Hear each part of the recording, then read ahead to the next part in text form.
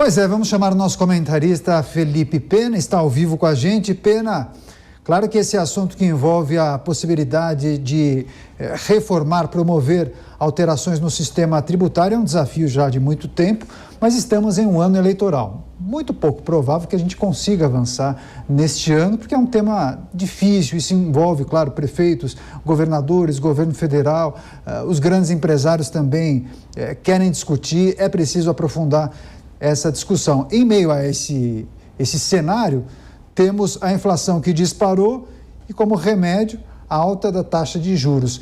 Enfim, Paulo Guedes, ministro da Economia, enaltece as medidas que vêm sendo tomadas e diz que a situação do Brasil não é tão ruim quanto a de outros países. Mas quais são as perspectivas quando falamos da situação econômica e também olhando para a possibilidade de reformar o sistema tributário, hein, Pena?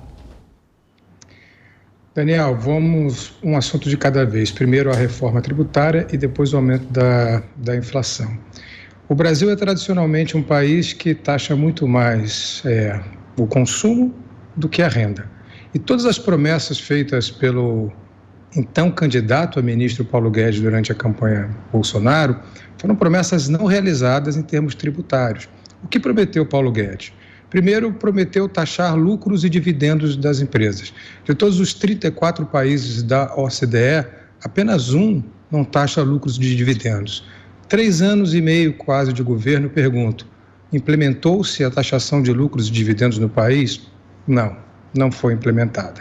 Foi feito algum esforço do Palácio do Planalto em torno de uma reforma tributária? Não, não foi feito nenhum esforço. Aquilo que se tentou fazer foi um esforço muito mais concentrado de alguns setores do Congresso e do terceiro setor, da sociedade civil, mais especificamente empresários que têm alguma responsabilidade com a política tributária no Brasil. Outra promessa não cumprida também.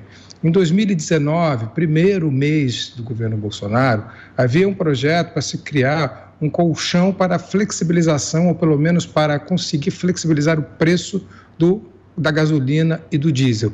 Uma espécie de CID do combustível que já aconteceu antes, que seria em torno de 0,1% de imposto, que faria com que quando a gasolina aumentasse muito, como é o caso agora, isso pudesse ser usado para baixar o preço. E quando ela estivesse num patamar mais baixo, esse colchão seria aumentado. É incrível como hoje, em 2022, já em abril, o ministro das Minas e Energias vem com essa ideia sendo proposta agora. Só que não dá para fazer isso agora, porque essa tem que ser uma ideia de longo prazo.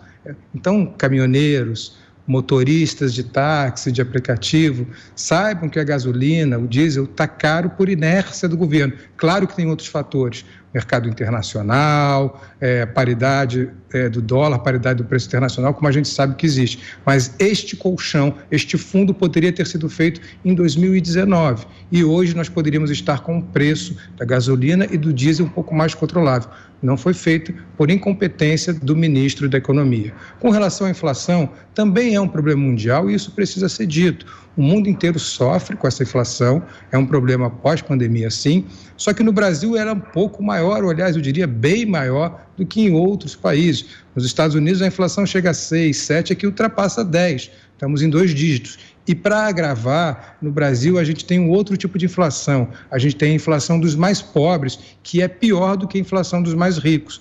A gente sabe, por estudos da própria FGV, que a inflação dos alimentos, a inflação dos produtos de primeira necessidade e da cesta básica é maior do que esses 10%, 11% que a gente vê nos números oficiais de inflação, tanto do IBGE quanto medido pela FGV. Então é muito necessário a gente separar essas coisas, entender que não houve um esforço concreto para se fazer uma reforma tributária, então é muito pouco provável que essa reforma seja feita, como você mesmo disse, agora em ano eleitoral. Praticamente impossível, eu diria que impossível.